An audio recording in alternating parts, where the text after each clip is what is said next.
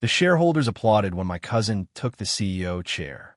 I was the only one who knew they were applauding a funeral. "Congratulations, Ethan," my uncle said, placing a hand on my cousin's shoulder. "From today onward, the Harlan Group belongs to you." Ethan smiled. He wore the same charcoal suit he had once borrowed from me for his first board presentation. The sleeves were still slightly too long. I noticed because I had spent years teaching him how to dress, how to negotiate, how to read financial reports. Now he was sitting in my chair, and I was standing behind the glass wall, holding the resignation letter that would make it possible. No one in the room knew why I was leaving. No one knew what I'd already seen. No one knew that 3 years from now, Ethan would be dragged out of that same building in handcuffs while the Harlan Group lost almost everything. And most importantly, no one knew that I'd already lived through it once. The applause faded. My father looked toward me. "Adrian," he said coldly, "you should come congratulate your cousin." I looked at him. For a moment, I remember the last time I had heard his voice. Not in this boardroom. In a hospital corridor. He had been crying then. "Adrian, please wake up." His hands had been covered in blood. My blood. I had been lying beneath a white sheet, unable to move, unable to speak, listening to the monitor flatten into one endless tone. The memory vanished as quickly as it came. I lowered my eyes to the resignation letter. "I already did," I said. My father frowned. "What?" I already congratulated him. Ethan laughed lightly. "Cousin, don't be like that." His voice was gentle. It had always been gentle when other people were watching. I folded the letter once, then twice, and placed it on a conference table. I resigned as executive vice president of Harlan Group. The room went silent. My uncle's smile disappeared. My father's expression hardened. Even Ethan stopped breathing for a second. "What did you say?" my father asked. "I resign. You don't get to make decisions like this because you're upset." "I'm not upset." "Then what is this?" I looked at Ethan. He had gone pale. For the first time that morning, I saw fear in his eyes. Not guilt. Fear. He knew there was something he hadn't accounted for. That made me almost smile. In my previous life, I would have chased that fear. I would have demanded explanations. I would have searched for the person manipulating him. I would have tried to save the company. I would have spent the next 3 years cleaning up his mistakes, covering his losses, and defending him against accusations that would eventually swallow all of us. I had been 38 when I died. My cousin had been 35. My father had been 64. The Harlan Group had been worth nearly $2 billion. By the time I died, it was worth almost nothing. And every disaster had begun with one decision. My decision to protect Ethan. I picked up my coat. "Adrian." My father stood abruptly. "Sit down." I stopped. His voice had the same authority that had controlled my entire life. I had once believed obedience was love. I no longer did. "Dad," I said quietly, "you wanted Ethan to be CEO?" "Yes." "Then let him be CEO." Ethan's fingers tightened around the armrest. My father stared at me. "You spent 15 years preparing for this position." "I know. You built half this company." "I know. Then why are you giving it away?" I looked through the glass wall at the city. Morning traffic crawled between towers. Hundreds of thousands of people were rushing toward lives they believed they understood. I knew that feeling. I had once believed tomorrow was guaranteed. It wasn't. "I'm tired," I said. That was the only explanation I gave. My father scoffed. "Running away is easier than responsibility?" I turned back. "No." My voice was calm. "Sometimes leaving is the first responsible thing a person can do." No one answered. I walked out.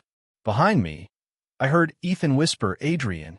I didn't stop, because in my first life, I had stopped every time someone called my name. This time I kept walking. The elevator doors closed. Only then did my hands begin to shake. I stared at my reflection in the polished steel. 38 years old. Alive. No scar beneath my ribs. No oxygen tube. No hospital bracelet. I pressed my palm against my chest. My heart beat steadily beneath it. For 3 days after returning to the past, I had wondered whether this was some cruel dream. Then I saw the date on the boardroom screen. March 17th. The exact day I had once surrendered the CEO succession vote to Ethan. The exact day everything had begun. I had been given another chance. But I had no intention of repeating the old story. My phone vibrated. A message from Ethan appeared. We need to talk. I stared at it. Another message arrived. Please don't do anything rash. I almost laughed. Rash. In my previous life, he had used that exact phrase before asking me to personally guarantee a $120 million acquisition. I had agreed. That acquisition had become the first hole in Harlan Group's finances. I deleted the messages. Then another one appeared. Adrian, I know you're angry. Tell me what you want. I locked the screen. What did I want? The answer had once been simple. I wanted my family to be happy. I wanted my father to be proud of me. I wanted Ethan to succeed. I wanted the company my grandfather built to survive. I wanted everyone to remain together. Those desires had turned me into a man who gave everything away until there was nothing left to give. This time, I wanted something much smaller. My own life. The elevator reached the lobby. I stepped outside. The spring wind was cool against my face. For the first time in years, I felt no responsibility pulling me backward. Then my phone rang. It was my father's assistant. Mr. Harlan? Yes. Your father wants you back in the boardroom. I won't return. There was a pause. He says if you leave now, don't expect to come back. I looked up at the Harlan Group Tower. Its mirrored windows reflected the morning sun. In my previous life, I had spent 20 years trying to prove I belonged inside that building. Now I finally understood. I didn't. Tell him, I said. He doesn't need to save me a seat. I ended the call. Behind me, a black sedan pulled away from the curb. I didn't notice the person watching me through its rear window. Ethan did. And for the first time since my return, my cousin looked genuinely afraid. The next morning, I moved into a small apartment across the river. It had one bedroom, a narrow kitchen, and a balcony overlooking an old railway line. It was nothing like the Harlan estate. That was precisely why I liked it. There were no servants waiting outside my bedroom, no family meetings, no investment reports stacked beside my breakfast, no one asking me to solve a problem they had created themselves. I placed my suitcase beside the sofa and stood in the empty room. The silence felt strange, then peaceful. My phone rang. I glanced at the screen. Ethan. I let it ring. It stopped. 30 seconds later, it rang again. I ignored it. Then my father called. I ignored him too. By noon, I had 11 missed calls. At 1 o'clock, my uncle sent me a message. Your resignation has created unnecessary instability. Come back before the board gets involved. I deleted it. At 2, Ethan sent a photograph. It showed the office I had occupied for 7 years. My desk, my books, my grandfather's old fountain pen. Beside them was a cardboard box. They're clearing your office. I stared at the photograph for a long time. In my previous life, that image would have crushed me. This time, it felt like watching someone pack belongings from a hotel room I had already checked out of. I typed one sentence. Keep the pen. Then I put the phone down. A knock came at the door that evening. I opened it. A woman in a navy coat stood in the hallway holding a thin folder. She was about 35, with sharp eyes and an expression that suggested she had little patience for unnecessary conversation. Adrian Harlan? Yes. My name is Claire Bennett. I was the Harlan Group's internal audit director 3 years from now. I froze. The folder in her hand suddenly felt heavier than it should have. Why are you here? Because you resigned. That doesn't answer my question. She studied my face. You really don't remember me? I said nothing. Claire stepped closer. In the future, when the company collapses, I am the person your cousin blames first. My heartbeat changed. She opened the folder. Inside were copies of acquisition reports, transfer records, and internal emails. I've been investigating irregular payments connected to Ethan for months, she said. But your father removed me from the audit team yesterday. Yesterday, the same day I had resigned. I looked at the papers. My eyes stopped on one company name, North Star Holdings. My stomach tightened. I knew that name. In my previous life, North Star Holdings had acquired several Harlan subsidiaries. It had been presented as an outside investment firm. 3 years later, investigators discovered that North Star was controlled through shell companies by Ethan's closest business partner. I looked at Claire. How much do you know? Enough to know your cousin isn't running this company alone. I closed the folder. Why tell me? Because you're the only person in that family who has ever looked at numbers before believing people. I almost smiled. That sounds like something I used to be. Claire's expression changed. What happened to you? I looked toward the window. The city lights had begun to appear one by one. I learned that knowing the truth doesn't mean you have to carry everyone who refuses to face it. She watched me carefully. You're different. I hope so. She lowered her voice. Then tell me something. Why did you resign exactly when Ethan became CEO? I met her eyes. Because I knew the future. Because I knew which contract would ruin the company. Because I knew which executives would betray us. Because I knew my father's health would deteriorate. Because I knew Ethan would eventually choose money over family. Because I knew exactly how my own life ended. But I couldn't tell her any of that. Not yet. I realized, I said, that I was protecting the wrong person. Claire slowly closed the folder. Then who are you protecting now? Myself. She stared at me for several seconds. Then she nodded. Good. She left the folder on my table. Before leaving, she turned around. One warning. What? Your cousin isn't going to let you disappear. She was right. At 8:14 the next morning, Ethan arrived at my apartment. He didn't come alone. My father was with him. I opened the door and found both men standing outside. My father looked furious. Ethan looked wounded. The performance was already beginning. Can we come in? Ethan asked. No. My father stared at me. You won't even let your own family inside. This is my home. His jaw tightened. Your family gave you everything. I looked at him. Did you come here to ask for something? He hesitated. That was answer enough. Ethan stepped forward. The board needs you. No. You don't understand. I understand perfectly. We have a major acquisition closing next week. I looked at him. North Star. He continued. You're the only person who knows the details. I resigned. You can still advise me. No. Adrian. His voice cracked. You know, I never wanted to take your place. I almost believed him. That was the dangerous part. In my previous life, I had believed him. I had ignored the little contradictions, the unexplained meetings, the missing documents, the accounts transferred through companies no one had heard of. I had called every warning an attack on my cousin. Now I saw something different. His left hand was trembling, not from guilt, from fear. What are you afraid of, Ethan? He went silent. My father looked between us. What kind of question is that? I kept looking at my cousin. He couldn't answer. Then his phone rang. He glanced at the screen. His face changed, only for a second. But I saw it. He rejected the call. I said quietly, you should answer that. No. What? Ethan swallowed. It's nothing. I smiled faintly. Then you have nothing to fear. He stared at me. The phone rang again. This time, my father noticed the caller ID. Who is North Star Holdings? Silence filled the hallway. Ethan's face drained of color. My father slowly turned toward him.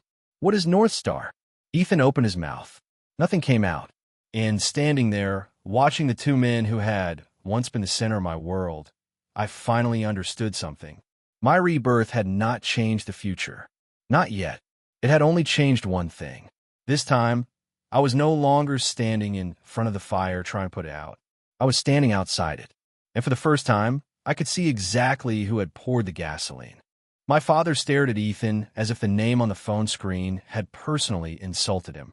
North Star Holdings, he repeated. Why is that company calling you? Ethan forced a smile.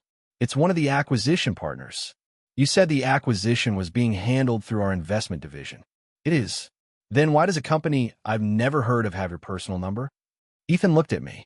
For half a second, his expression hardened. Then it softened again. Because Adrian knows how these things work, he said. He can explain. I almost laughed. Even now, he was trying to put the weight back on my shoulders. I folded my arms. No, he can explain. My father looked at me. You know something? I know enough to understand that I don't want anything to do with it. Ethan's voice rose. You can't just abandon us when something becomes complicated. The words hung in the hallway. I looked at him quietly. Abandon you? He seemed to realize his mistake. His anger disappeared. That's not what I meant. It sounded like it. Adrian, please. There it was. The old Ethan. The younger cousin who used to stand outside my office late at night, looking exhausted and helpless. The same expression that had once made me stay until midnight to repair his mistakes. The same voice that had convinced me to sign guarantees. I knew where that road ended. So I stepped aside. Come in. My father and Ethan entered. They sat on the sofa while I remained standing. My father placed both hands on his knees. Your resignation can still be withdrawn. No, you're making a childish decision. No, you're angry because Ethan received the position you expected. I looked at him. Did you really believe that? He hesitated. I had spent my entire life trying to hear my father say he was proud of me. Apparently, he had spent his entire life believing I wanted his throne. That misunderstanding had poisoned everything between us. I never needed his position, I said. My father scoffed. You worked 20 years for it. I worked 20 years for this company. That is the same thing. No. I looked at Ethan. It isn't. Ethan shifted uncomfortably. My father noticed. What exactly happened between you two? Nothing, Ethan said quickly. I answer at the same time. Everything. Silence. My father leaned back. Explain. I walked toward the kitchen. I won't explain anything. Adrian. I resigned. That's the end of my involvement. Ethan stood. You can't do this. I turned. Do what? Leave me with this. With what? He didn't answer. I waited. His silence told me more than any confession could. I remembered the future. The acquisition would close in 6 days. The contract would transfer $118 million into a company controlled indirectly by North Star. 3 months later, the subsidiary would report a catastrophic loss. 6 months after that, investigators would discover forged invoices. But the most important detail was something I had never known in my first life. The money had not disappeared randomly. It had been moved, layer by layer, account by account, until it reached an offshore trust. And the beneficiary of that trust was not Ethan. It was my uncle. I had spent years believing Ethan was the mastermind. I had been wrong. That mistake had cost me my life. I looked at my father. Ask Uncle Marcus about North Star. His face changed. Only slightly. But I saw it. My father noticed too. Why Marcus? I think you should ask him. Ethan immediately stepped between us. Adrian, stop. That single sentence confirmed something. He knew. Maybe not everything, but enough. I picked up the folder Claire had left behind. Then I placed it on the table. Take it. Ethan stared at it. What is this? Your acquisition documents. He didn't touch them. My father opened the folder. His eyes moved across the first page. Then the second. His breathing slowed. Where did you get these? Does it matter? Yes. It won't if you ignore them. He looked at me. Are you accusing your cousin of fraud? No. I shook my head. I'm refusing to accuse anyone. That surprised him. Then what are you doing? Leaving. I walked toward the door. My father stood. You're going to regret this. I stopped with my hand on the doorknob. In my previous life, those words had terrified me. Now, they sounded almost tender. Maybe. I opened the door. But at least the regret will belong to me. They left without another word. 10 minutes later, my phone vibrated. A message from Ethan. You think you've won. You haven't. I stared at it. Then another message appeared. You don't know what Dad has planned. I didn't reply. Instead, I opened the contact list and deleted Ethan's number. Not because I hated him, because I finally understood that distance could be a boundary rather than a punishment. That evening, Claire called. Your father just removed 3 auditors. I expected that, and he replaced them with people loyal to your uncle. I closed my eyes. Then we're closer than I thought. Closer to what? I looked at the folder on my desk, finding out who actually owns North Star. There was silence. Then Claire said, I already started. I opened my eyes. What did you find? A trust registered in Singapore. My fingers tightened around the phone. Beneficiary. I couldn't confirm it. Why? Because someone erased the digital trail before I could access the final records. My heartbeat quickened. Who? Claire hesitated. Then she said quietly, Your father. For several seconds, I couldn't speak. The apartment suddenly felt too quiet. I could hear the refrigerator humming in the kitchen. A motorcycle passed somewhere below. Claire's breathing came through the phone. My father, I finally asked. Yes. You're certain? No. That's why I'm calling. She continued before I could interrupt. The trust documents were created through a private legal firm your father has used for years. But the beneficiary information was sealed. Can you break the seal? Legally? Not without grounds. I looked at the city beyond the window. 3 days after my return, the past was already becoming stranger than I remembered. In my first life, I had believed my father was stubborn, proud, and emotionally distant. I had never believed he was corrupt, but perhaps that was because I had never looked closely enough. Claire, I said, don't investigate him directly. Why? Because if he's involved, he'll know you're looking. And if I don't, he'll make someone else disappear. The words left my mouth before I could stop them. Claire went silent. What makes you say that? I looked at my reflection in the glass. Because I remembered a dead auditor, a man named Daniel Shaw. In my previous life, Daniel had vanished 2 months before the company collapsed. His wife had reported him missing. The police found his car abandoned near the river. 3 weeks later, his body was recovered downstream. The official conclusion had been accidental drowning. I had never questioned it. I had been too busy saving Harlan Group. Now I wondered whether his death had been the first warning I had ignored. I know someone who investigated North Star before, I said. Who? Daniel Shaw. Claire inhaled sharply. Daniel was murdered? I don't know. You said that like you do. I said I don't know. Another silence. Then Claire said, I'll look into his files. No. Why? Because I don't want you becoming the next person who disappears. Her voice softened. You're worried about me. I'm worried about unnecessary casualties. She laughed quietly, still terrible at sounding concerned. I almost smiled. Good night, Claire. Adrian. Yes. Why are you helping me? I looked down at my hands. I didn't know how to answer. In my first life, I had been surrounded by people who depended on me. Now I was surrounded by ghosts only I remembered. Perhaps helping Claire was the first thing I was doing that wasn't about my family. Because someone should. I ended the call. The following morning, I received an invitation to a private dinner. The sender was my Uncle Marcus. I almost ignored it. Then I saw the final line. Come alone. Your father's health is involved. I went, not because I trusted Marcus, because I remembered the future. My father's first heart attack happened 11 months from now. But in my previous life, he had survived. His second attack had killed him. If something had changed already, I needed to know. The restaurant was quiet. Marcus sat alone in a corner booth. He was 61, broad-shouldered, silver-haired, and always perfectly dressed. Unlike my father, he rarely raised his voice. He didn't need to. He had a way of making people feel that he already knew their answer before asking the question. Sit, he said. I sat across from him. He poured tea. You look different. Everyone keeps saying that. Because you are. He pushed the cup toward me. You resigned. Yes. Why? Because I wanted to. Marcus smiled. That isn't your style. People change. They do. He studied me, especially after dying once. My hand stopped halfway to the cup.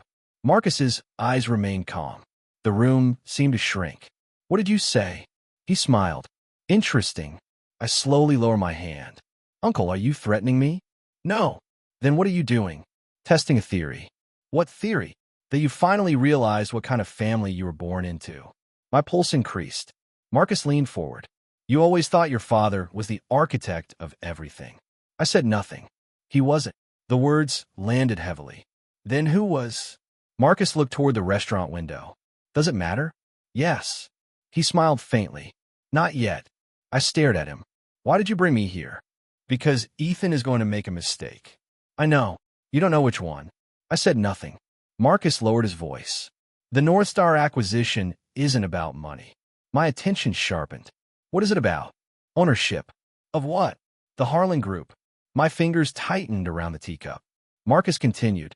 Someone has been buying our debt through intermediaries.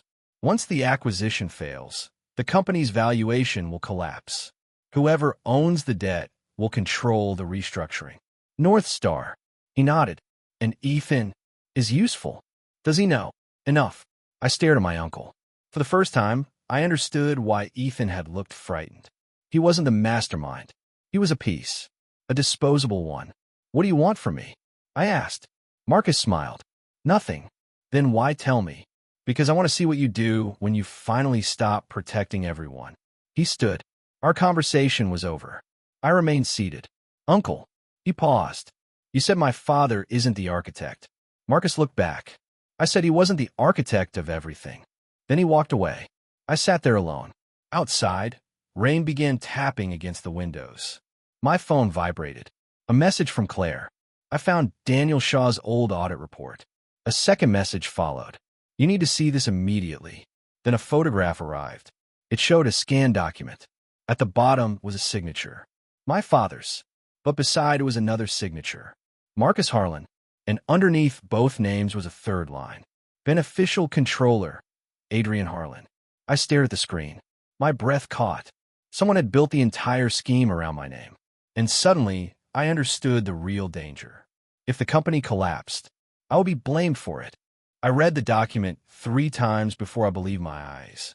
Beneficial controller, Adrian Harlan. My name sat beneath my father's and Marcus's signatures like a verdict already waiting to be delivered. For several seconds, I couldn't move. Then I enlarged the photograph. The document number was visible. The legal firm's seal was visible. Even the date was visible. March 3rd, 2 weeks before my supposed resignation. 2 weeks before Ethan became CEO. Someone had prepared this long before I ever decided to leave. I called Claire. Where did you get this? Daniel Shaw's archive files. Is the original still there? No. Who removed it? I don't know. I stood from the table. Claire, listen carefully. Don't access anything else from the Harlan system. What? Not your work computer. Not your old credentials. Nothing. Why? Because they're building a case around me. She was silent. Then she asked, You think your family is framing you? I think someone wants me to be holding the knife when the body is found. A long pause followed. Adrian, I need you to do something. What? Make 3 copies of everything you have. Already done. Store each copy separately. Already done. I almost smiled. You really were the best auditor they had. I was. The way she said it carried bitterness. What happened? They fired me because I wouldn't sign off on a report I knew was false. Who ordered it? Your father. I closed my eyes. Another piece fell into place. Claire, did Daniel Shaw know about the trust? Yes. Then that's why he died. You're saying murder again. No. I opened my eyes. I'm saying we should stop calling coincidences harmless. That afternoon, I went to the bank. Not Harlan's private bank. My own. I had learned one lesson from my first life that I intended to keep forever. Never let another person control your ability to leave. I opened new accounts. Transferred my personal investments. Canceled every corporate guarantee attached to my name. The last one took longer. The banker looked uncomfortable. Mr. Harlan, this guarantee supports a Harlan Group acquisition. Remove me. We need authorization from the company. I'm the guarantor. Yes, but I am withdrawing my guarantee. He stared at me. May I ask why? No. He nodded slowly. The paperwork took nearly 2 hours. When I left, I felt lighter. Not victorious.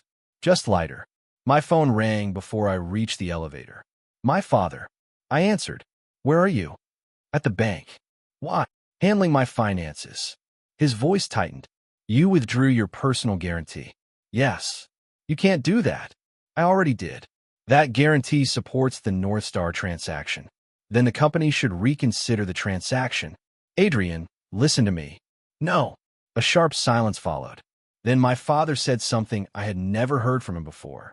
I'm asking you as your father. My hand tightened around the phone. In another life, that sentence would have broken me. Now it only hurt. I know.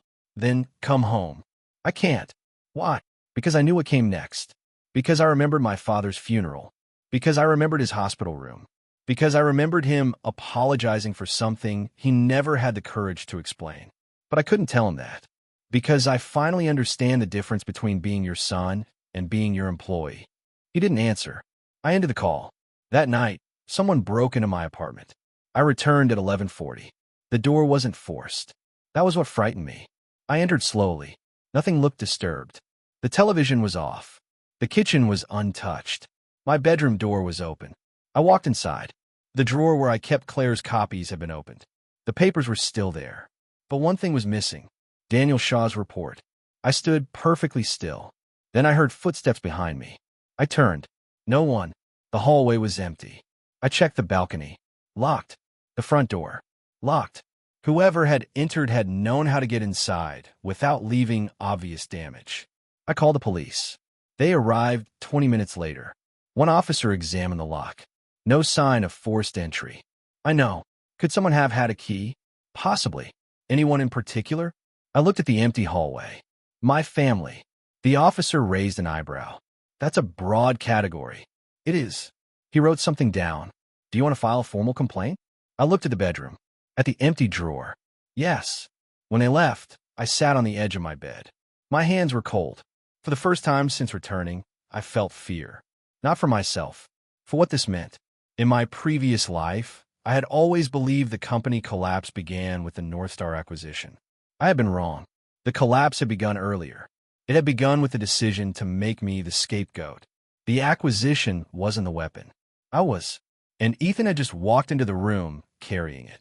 The next morning, Harlan Group's stock dropped 11%. The news appeared on every financial channel. Harlan Group faces investor concern over leadership restructuring.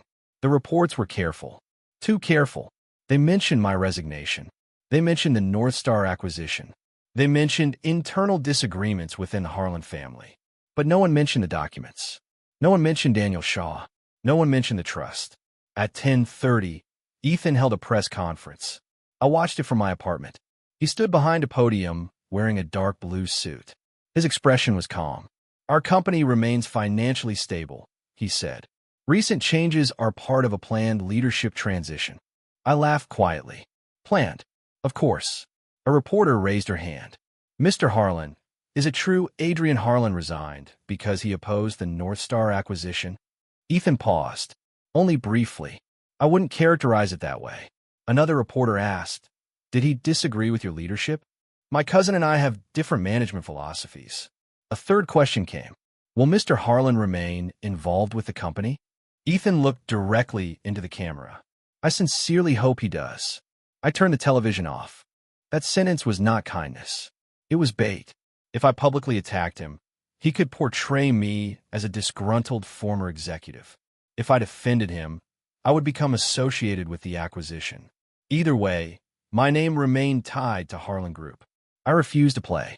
Instead, I called an old acquaintance. His name was Victor Chun. He had been my grandfather's lawyer. In my previous life, he had retired 2 years before the collapse. I found him living above a bookstore in the old district. When he opened the door, he stared at me for a long time. You look like your grandfather. I've heard that. No, Victor said. You look like him before he learned to trust people. I smiled. Can I come in? He stepped aside. His apartment smelled of old paper and tea. Books filled every wall. I placed a photograph of the trust on his desk. He didn't touch it. Instead, he put on his glasses. Where did you get this? Does it look authentic? He studied the image. Yes. Can you tell me what the document means? Victor leaned back. It means someone created a beneficial ownership structure in your name.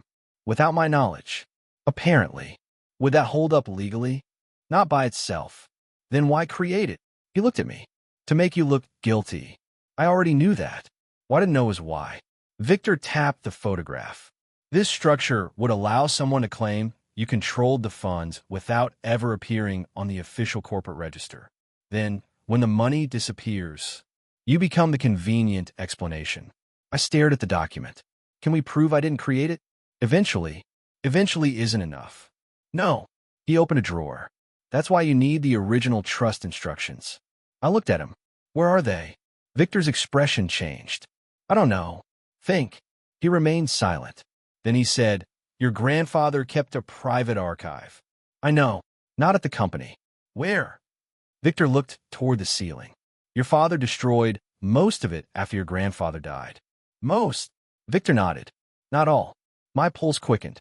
Where's the rest? He stood and walked toward a bookshelf. He pulled out an old legal volume. Behind it was a small metal box. He placed it on the table. I was instructed to give this to you only if you ever resign from Harlan Group. I stared at him. By whom? Your grandfather. My hands went numb. Victor opened the box. Inside was a handwritten letter. My grandfather's handwriting. I knew it immediately. I unfolded the paper. The first line read, Adrian, if you are reading this, then the family has finally reached the point I feared. I stopped breathing. Victor looked away. I continued. Do not fight for the company. My eyes moved down the page. The person who appears to be your greatest enemy may not be the one you should fear. Then the final sentence. Trust the person who loses money when you win. I read it twice. Then a third time. Victor. Yes. Who knew about this letter? Only me. Anyone else? He shook his head. I folded the letter carefully. Then I noticed something beneath it. A photograph. 3 men standing outside the Harlan estate 20 years earlier. My grandfather, my father, and Marcus. But there was a fourth person in the background. A much younger man. I recognized him immediately. Ethan's father. He had died when Ethan was a child. But in the photograph, he was holding a folder marked with the same legal firm's seal as the North Star Trust. I looked at Victor. Why was this hidden? His expression was grim. Because your grandfather suspected the family business had already been infiltrated. By whom? Victor shook his head. I never learned. My phone vibrated. Claire. I answered immediately. What's wrong? Her voice was breathless. I found something. What? The trust beneficiary isn't you. I stood. What? Your name is listed as the public beneficiary. And the real one? Claire paused. There's a second document. My heartbeat hammered. Whose name is on it? She whispered. Ethan's. I closed my eyes. For the first time, the pieces no longer pointed in one direction. My cousin wasn't merely a pawn. He was also a beneficiary. But if Ethan was meant to inherit everything after my destruction, why had Marcus warned me? And why had my grandfather told me not to fight the company? The answer was buried somewhere between the 3 men in that photograph. And I knew I would have to uncover it without becoming the person they expected me to be. Ethan's name was printed on the second document. Not mine. Not my father's. His. I stared at the photograph Claire had sent until the letters blurred. Read the last paragraph, she said through the phone. I zoomed in. The legal language was dense, but one sentence stood out. Upon completion of the restructuring event, beneficial control shall transfer to Ethan Harlan, provided that Adrian Harlan is established as the responsible controlling party for all disputed obligations. I felt something inside me go cold. The plan was brutally simple. Destroy the company. Put the debts under my name. Make me appear responsible. Then hand Ethan whatever survived. My cousin would become the hero who inherited a ruined company and saved it. Except there was one problem. I had walked away. Claire exhaled. Adrian, are you there? Yes. There's more. What? The document was amended yesterday. My eyes narrowed. Yesterday? Yes. After your resignation. Who signed the amendment? That's what I can't figure out. Send it. A file appeared on my phone. I opened it. The digital signature belonged to Ethan. But something about it bothered me. I had spent years reviewing his signatures. The angle was wrong. The pressure marks were wrong. Ethan's handwriting always slanted slightly upward. This one didn't. Someone had copied it. Claire. Yes. That's a forgery. You're sure? Completely. Then someone is using Ethan too. I leaned against the window. The city was bright beneath me, indifferent to the storm inside my head. There are now 3 possibilities. Ethan was part of the scheme. Ethan was being manipulated. Or Ethan had tried to escape the scheme after discovering what was happening. None of them explained why he had taken the CEO seat. Unless he believed becoming CEO was the only way to survive. My phone rang. Ethan. I almost ignored him. Instead, I answered. What? His breathing was uneven. Can I see you? No. Please. You've made your choice. I know. There was something different in his voice. Not manipulation. Fear. Where are you? I asked. Parking garage beneath Harlan Tower. Why there? I can't talk at the office. I hesitated. Then I remembered my grandfather's letter. Trust the person who loses money when you win. Ethan had already lost something. His freedom. Perhaps more. I'll give you 10 minutes. I went to the garage. Ethan stood beside his car. He looked exhausted. His tie was loose. His eyes were bloodshot. He held a brown envelope. You came. 10 minutes. He nodded. I deserve that. What do you want? He handed me the envelope. I didn't take it. What's inside? Proof. Of what? That I never planned to destroy the company.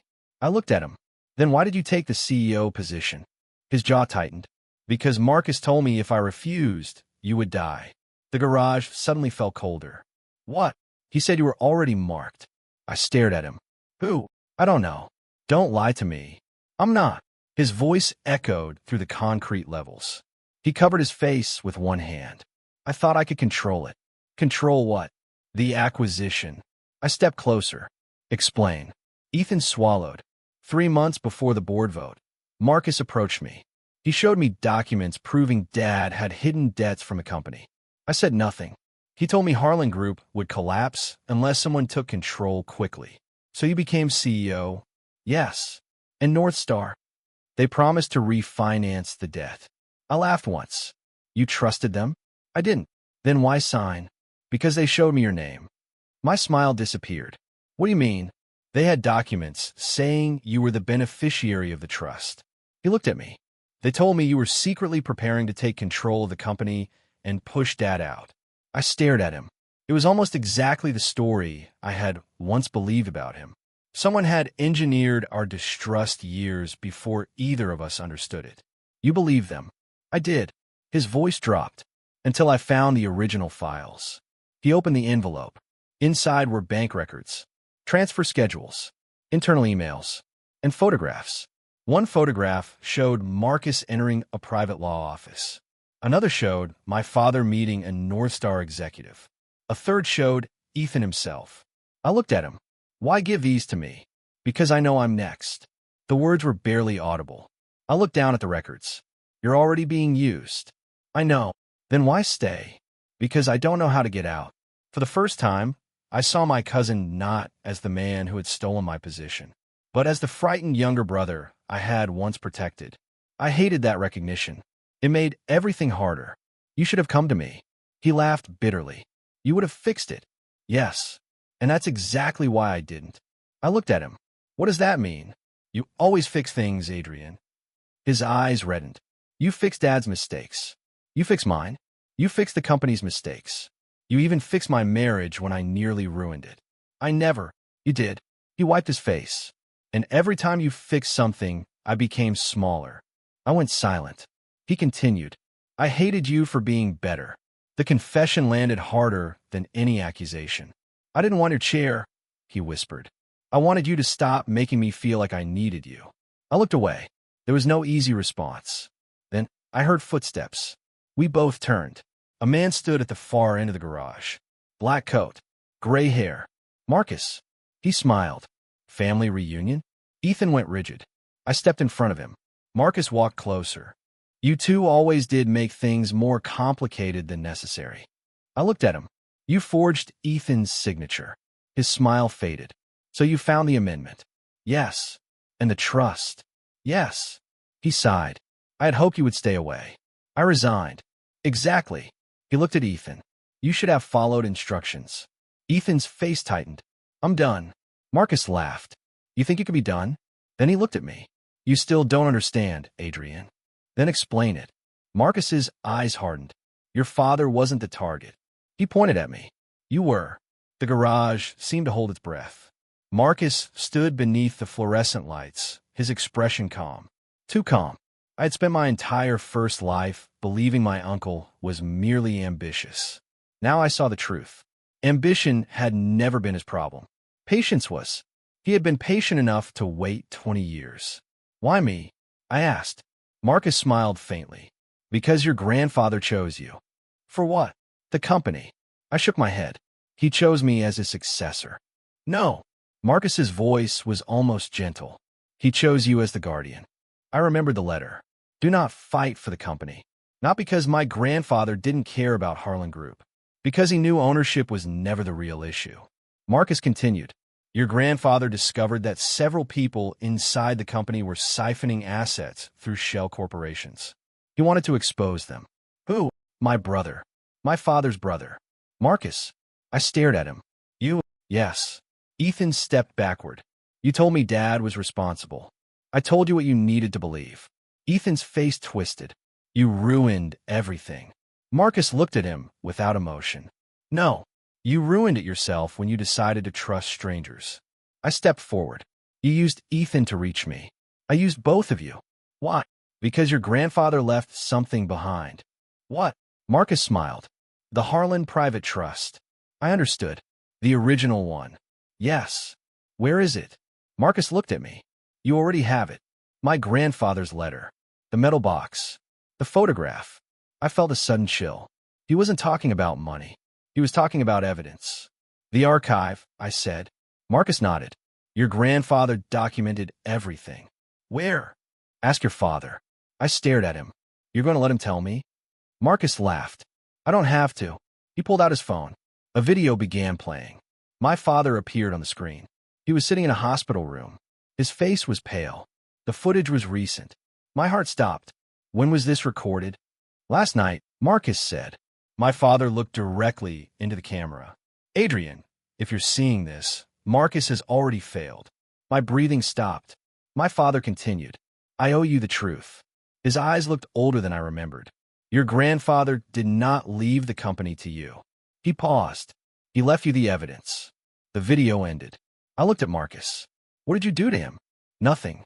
Where is he? In the hospital. What? He had a heart attack. I froze.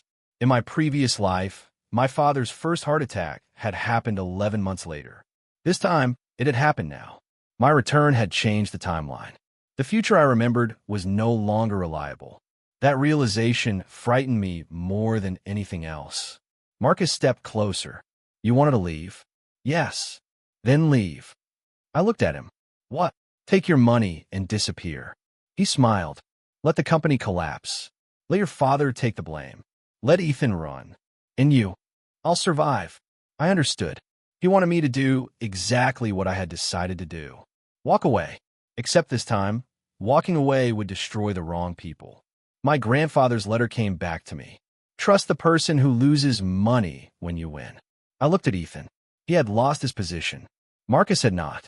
My father was in the hospital. I was the only person who could expose the structure. Then I understood the sentence. The person who loses money when I win wasn't Ethan. It was Marcus. Because if the company survived cleanly, his entire network would collapse. I looked at Marcus. You made one mistake. His smile disappeared. What? You assumed I still wanted the company. I stepped toward him. I don't. Then I held up my phone. But I want the truth. Marcus's eyes narrowed. You recorded this conversation? Yes. His expression changed. I continued. And Claire has copies of the trust documents. Marcus's jaw tightened. You're bluffing. No. I smiled. For once, I'm not trying to save anyone. I turned toward Ethan. Go home. He stared at me. What are you going to do? Nothing. He looked confused. I corrected myself. I'm going to let the evidence do it. Marcus suddenly moved toward me. Ethan stepped between us. Don't. Marcus stopped. For several seconds, the three of us stood in silence. Then Marcus laughed. You really are your grandfather's grandson. He walked away. I watched him disappear around the corner. Ethan exhaled. Is this over? No. What happens now? I looked at the brown envelope in his hands. Now he stopped protecting people who don't deserve protection. He nodded. For the first time, neither of us mentioned the CEO chair. Neither of us talked about inheritance. Neither of us talked about winning. We simply stood there, two men who had spent years believing we were enemies. My phone vibrated. Claire. I answered. Adrian. Yes. I found the original trust. My heart tightened. Where? In a storage facility your grandfather rented under another name. What's inside? Her voice dropped. Everything. I closed my eyes. The past had finally opened its locked door. And behind was the truth that had destroyed my family once before. This time, I would not destroy myself trying to carry it alone. The storage facility stood beneath an abandoned textile warehouse on the edge of the city. There were no cameras outside, no company logo, no security guard, only a rusted steel door and a number painted above it. 17. Claire was waiting beside the entrance when I arrived. She held a cardboard box against her chest. You came alone? Yes. Good. She looked at Ethan. He had followed me. Claire's eyebrows rose. You brought him? I did. Ethan gave an awkward nod. I'm not here to make decisions. Claire studied him. That's probably the first intelligent thing you've said today. He almost smiled. Almost. I unlocked the door with the key Claire had found among my grandfather's archived belongings. Inside was a narrow room filled with metal cabinets. Dust covered everything. The air smelled of paper and damp wood. Claire switched on a hanging light. Your grandfather paid rent here for 17 years. I stare at the cabinets. Why? To make sure no one inside Harlan Group knew where the records were. Ethan walked slowly toward the nearest cabinet. How did he know there would be a problem? Claire answered. Because he documented one. She opened the first drawer. Inside were accounting ledgers. The second contained contracts. The third held photographs. The fourth contained handwritten notes. I felt something tighten in my chest. My grandfather had always seemed distant. When I was a child, he rarely praised me.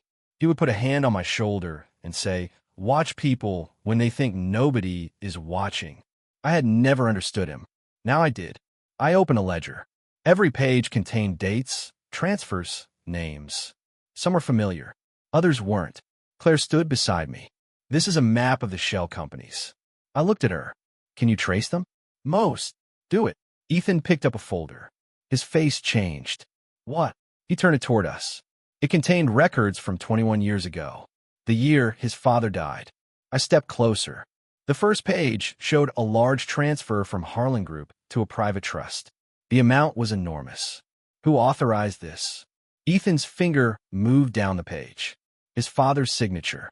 Then my father's. Then Marcus's. But something was wrong. The signatures appeared on different dates. Claire noticed it too. These were added later. Ethan stared at the page. My father didn't steal money. No, I said. He was investigating it. We looked at each other. That explained the photograph. His father had not been part of the conspiracy. He had discovered it, and someone had later altered the records to make him appear guilty. Ethan sat down heavily. All these years. He rubbed his face.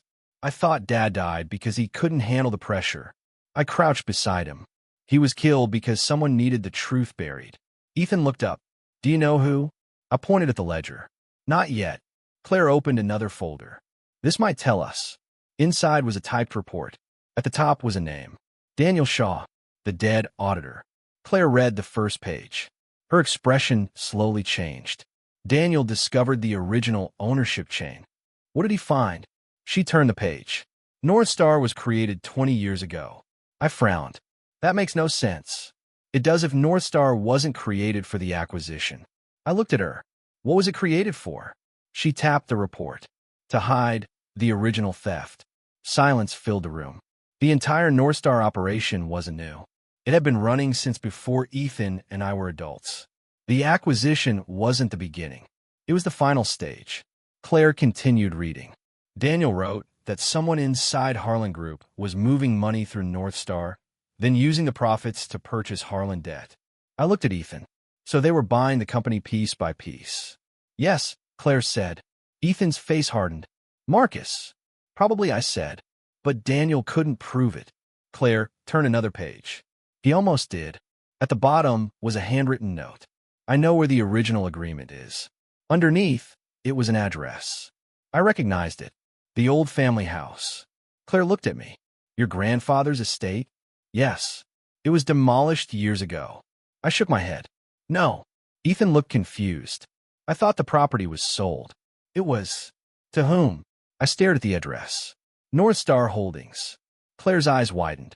The truth had been sitting in plain sight. The company had bought my grandfather's estate years before the acquisition. Why? Because something was buried there. We left the warehouse before sunset. On the drive back, Ethan remained silent. Finally, he said, Adrian. Yes. If we expose Marcus, what happens to Dad? I looked ahead. His role will be investigated. He could lose everything. He might. Ethan swallowed. And if he goes to prison? I didn't answer immediately. In my previous life, I had spent years protecting my father's reputation. I had lied to investigators, hidden documents, paid lawyers, destroyed relationships, all because I believed family meant shielding one another from consequences. Now I understood something different. Love did not require lying. If my father was innocent, evidence would clear him. If he was guilty, I could no longer carry that guilt for him. I don't know, I said. Ethan nodded. For once, he didn't ask me to fix it. That mattered. We drove the rest of the way in silence. Then my phone rang. The hospital. I answered. Mr. Harlan? Yes. This is St. Vincent's Hospital. Your father is asking for you. My hands tightened around the steering wheel. What happened? He woke up. I glanced at Ethan. Is he stable? Yes. I changed direction. I'm coming. My father looked smaller in the hospital bed. That was the first thing I noticed. Not weaker, smaller. The man who had once seemed capable of controlling an entire boardroom now sat beneath a thin white blanket with an oxygen tube beneath his nose. He looked toward the door when I entered. His eyes widened. Adrian. I stopped beside the bed. For several seconds, neither of us spoke. Ethan stood behind me. My father looked at him. You came too. Ethan nodded. I did. My father closed his eyes. I suppose I owe both of you an apology. I pulled a chair closer. You don't have to apologize yet. He opened his eyes. Why? Because I don't know the truth. He stared at me. Then he nodded. That is fair. I sat down. What did grandfather know? My father's fingers tightened around the blanket. Almost everything. And you? I knew some. Did you know about North Star? Yes. Ethan's breathing caught. My father looked at him. I knew your uncle was moving money. Then why didn't you stop him? Ethan asked. My father's eyes filled with shame. Because I was afraid. The answer stunned me. My father continued. Your grandfather confronted Marcus 20 years ago. He told me to take control of the company. But you didn't. I was young. Marcus had already built alliances inside the board. I thought I could contain him. You couldn't. No. He looked at me. And then your grandfather died. His voice cracked. After that, I became obsessed with keeping the company stable. I stared at him. You sacrificed us for stability. He didn't defend himself. Yes. The honesty hurt more than an excuse would have. Why did you push Ethan into the CEO position? Because Marcus threatened you. I looked at Ethan. He told me that if I appointed you, you would be the first target. So you chose Ethan. Yes. My father swallowed. I thought I could use Ethan as a shield. Ethan's face tightened. You used me. I did. My father looked down. I am sorry. Ethan turned away. I understood him. There were apologies that arrived too late to repair anything. But they could still stop a wound from becoming a lie. My father reached beneath the pillow. He pulled out a small envelope. Your grandfather left this for you. I took it. Why didn't you give it to me before? Because I was afraid of what you'd find. I opened it. Inside was a single key, a brass key with a number engraved on it. 17, the same number as the storage facility. I looked at my father. The key was for the archive. No. Then what? The second archive. I stared at him. There are two. Yes. Where? My father closed his eyes. Under the old house. The room went silent. Ethan stepped closer. North Star bought the property. My father nodded. I know. Then Marcus knows. Yes. I stood. Then we go tonight.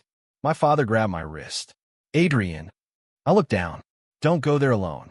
I won't. His fingers loosened. For a moment, I saw something I hadn't seen since childhood. Fear.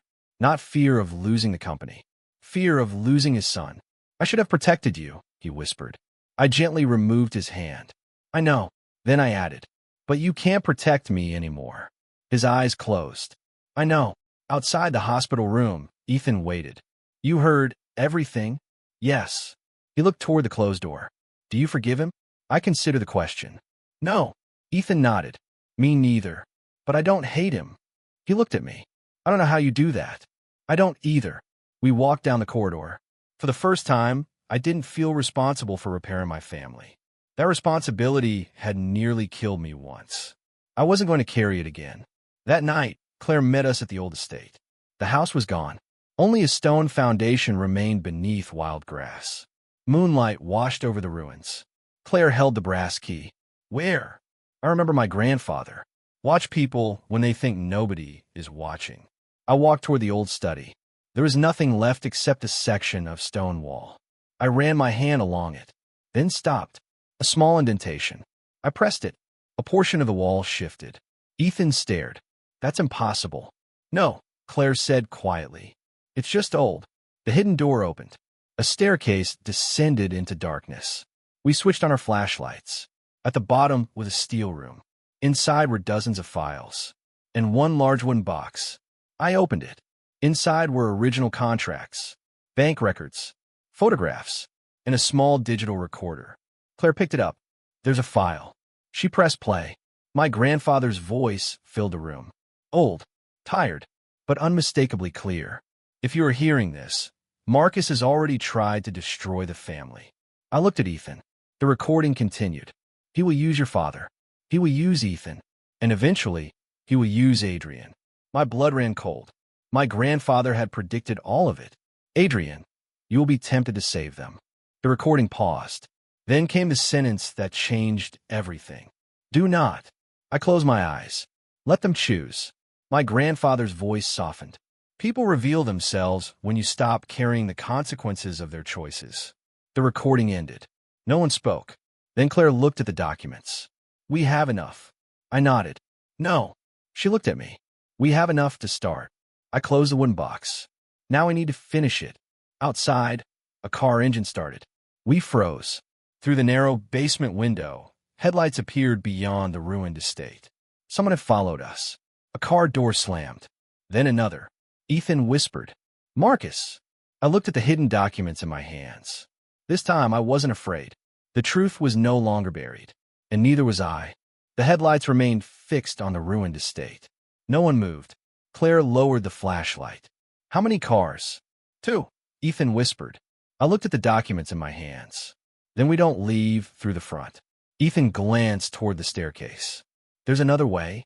My grandfather built this place. I pointed toward the far wall. There always was. We moved quickly. Claire gathered the files while Ethan carried the recorder. I returned the wooden box to its place and closed the hidden room. Then I pressed the stone mechanism. The wall slid shut. Footsteps sounded above us. Someone had entered the house. Marcus had come prepared. We moved through a narrow passage behind the basement wall. It opened into an old drainage tunnel that led toward the river. Cold air rushed through the opening. Claire looked back. Are you sure this goes outside? No. Ethan stared at me. That doesn't sound reassuring. It wasn't meant to. Despite everything, he laughed.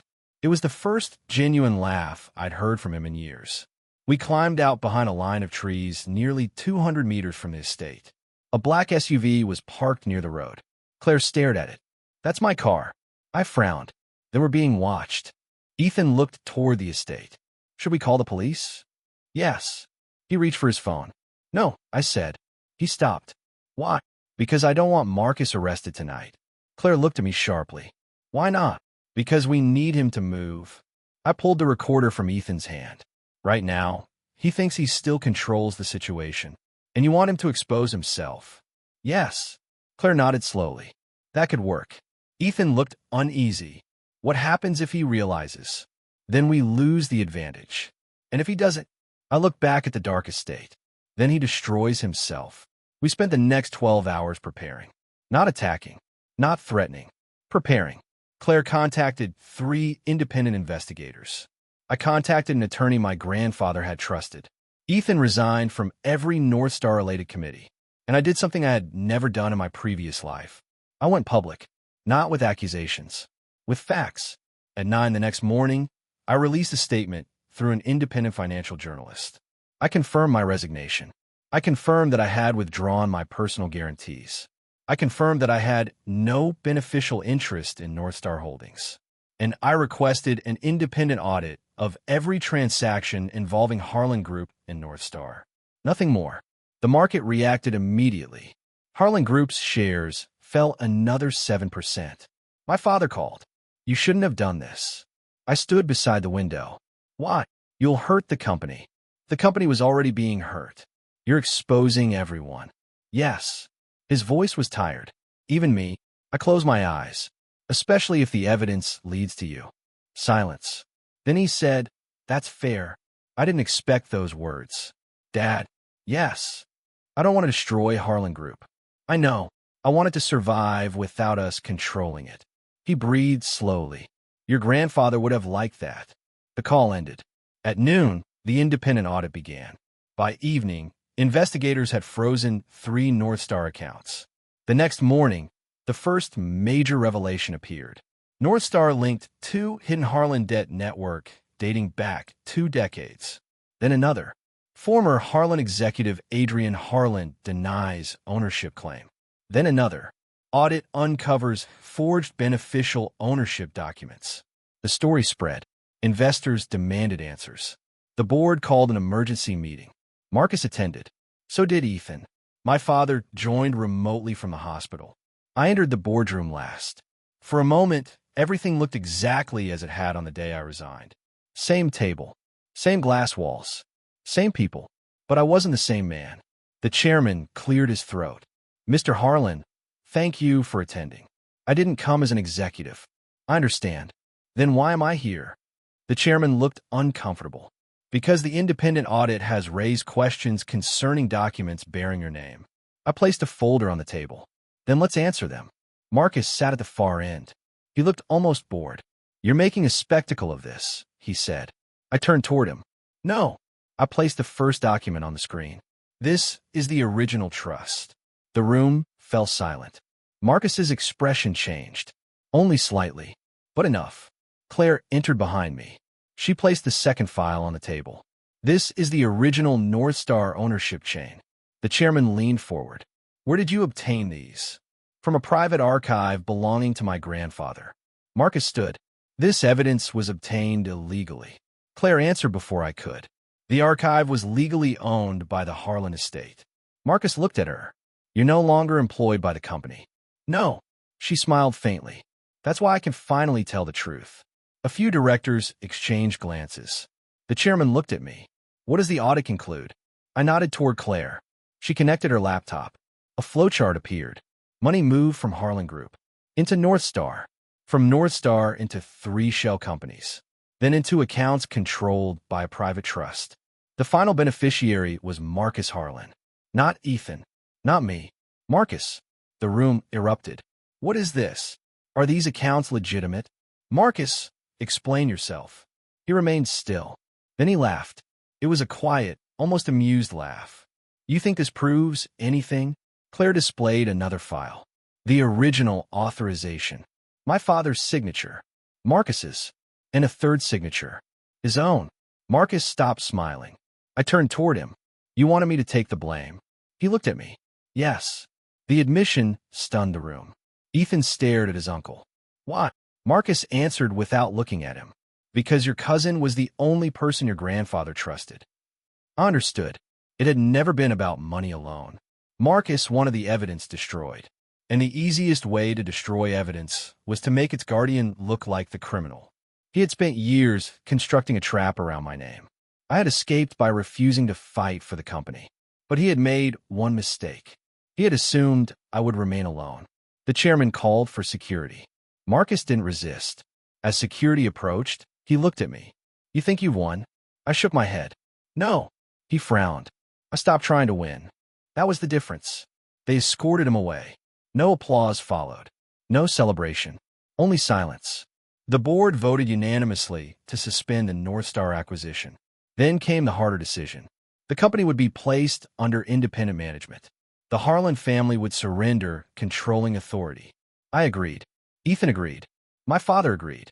And for the first time in generations, Harlan Group belonged to the people who actually worked there. Not us. As I left the boardroom, Ethan caught up with me. You really meant it. What? You don't want the CEO's seat. I looked at him. No. He smiled. Good. Why? Because I don't want it either. I laughed. You spent your whole life chasing it. I spent my whole life chasing your approval. He stopped. Turns out they aren't the same thing. I looked at him, then nodded. That took you long enough. He smiled. I know. 6 months later, the Harlan Group was still standing. Smaller, cleaner, different. The independent board sold several unnecessary subsidiaries. The North Star contracts were canceled. Employees who had been afraid to speak finally came forward. 3 executives were prosecuted. 2 resigned before charges were filed. Marcus's trial began in autumn. He never apologized. Not once. During the final hearing, the prosecutor asked him why he had spent 20 years dismantling the company his own family built. Marcus looked toward the courtroom gallery. I didn't dismantle it, he said. I revealed what it was. It was the kind of answer only a man like Marcus could give. Even at the end, he believed everyone else was guilty for seeing him clearly. My father testified. He admitted his failures. He admitted hiding information. He admitted choosing fear over courage. The court did not excuse him. Neither did I. But he wasn't charged with crimes he hadn't committed. That mattered. Truth was not supposed to be cruel. It was supposed to be accurate. After the trial, I visited him. He was recovering well. He sat beside the hospital window, reading an old newspaper. You came. Yes. He folded the paper. Why? I don't know. He smiled sadly. That sounds like you. I sat beside him. For a while, we watched the rain. Then he said, your grandfather was right. About what? You were never meant to inherit the company. I smiled. I know. You were meant to inherit the choice. I looked at him. What choice? To decide what kind of man you would become after everything was taken from you. I didn't answer. He continued. I thought success meant leaving something behind. And now I think it means not leaving your children with the same wounds you carried. I looked down. My father reached for my hand. I let him. It was a small gesture, but it was the first time in years that neither of us needed anything from the other. No company, no apology, no obedience. Just two people sitting in the same room. When I left the hospital, Ethan was waiting outside. He leaned against his car. You ready? For what? Claire found a new office. I stared at him. What office? Yours. I laughed. I don't need an office. You might. He handed me a key. I looked at it. What is this? A small investment firm. I raised an eyebrow. You started a company? Yes. Using what money? My own. That sounds suspiciously responsible. Don't get used to it. I smiled. Ethan looked toward the hospital. Dad okay? Yes. Good. We stood quietly. Then Ethan said, Adrian. Yes. Thank you. I looked at him. For what? For not destroying me when you had every reason to. I shook my head. You destroyed yourself enough. He laughed. That sounds like you. We parted without a dramatic goodbye. Some relationships didn't need one.